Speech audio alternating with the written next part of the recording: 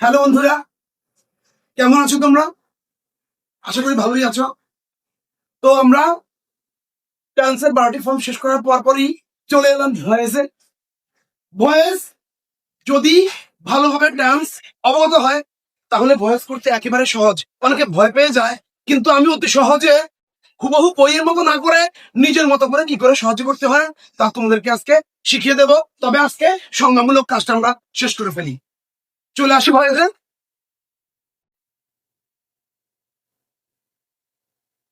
একই বাক্যে সাবজেক্ট ও অবজেক্ট এর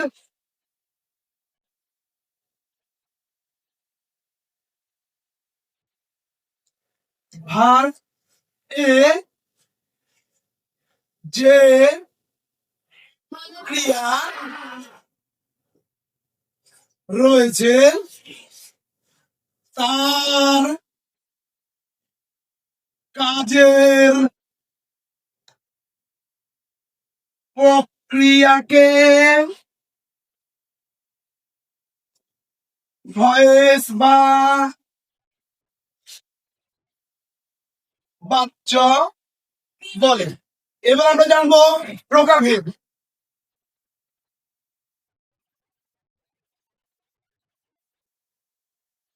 প্রকারভেদ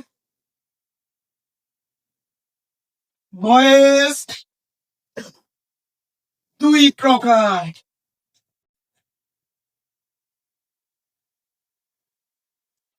যেমন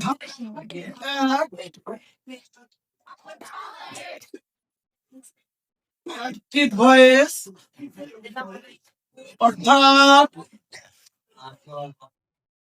কর্তৃ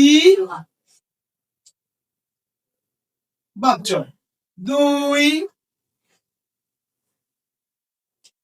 প্যাসিভ ভয়েস হলো কর্ম বাচ্য। অ্যাক্টিভ ভয়েস হলো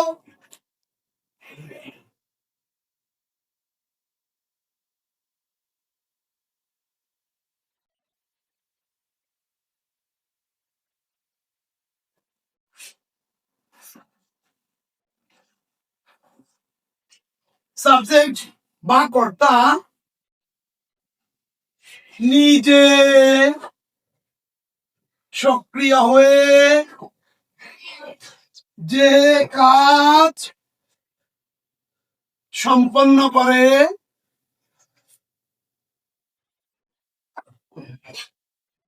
তাকে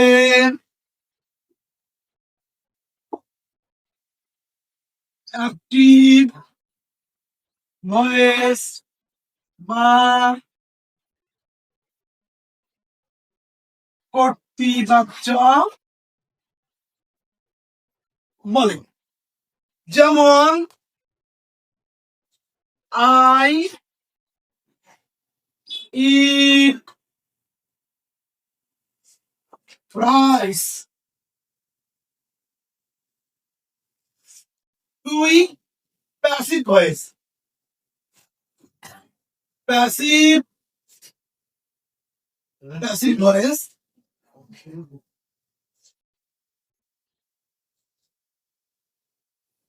যে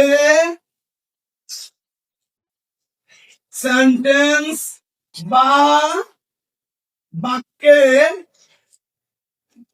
কর্তা নিজে সক্রিয় না হয়ে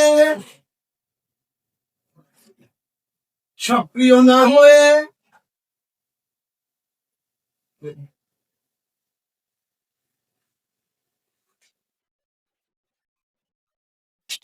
অবজেক্ট এ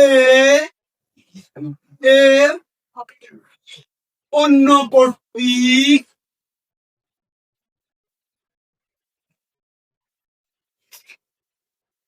কাজের ফল ভোগ করেন তাকেই প্যাসিভ ভয়েস বা কর্মবাচ্য বলেন। যেমন প্রশ্ন ছিল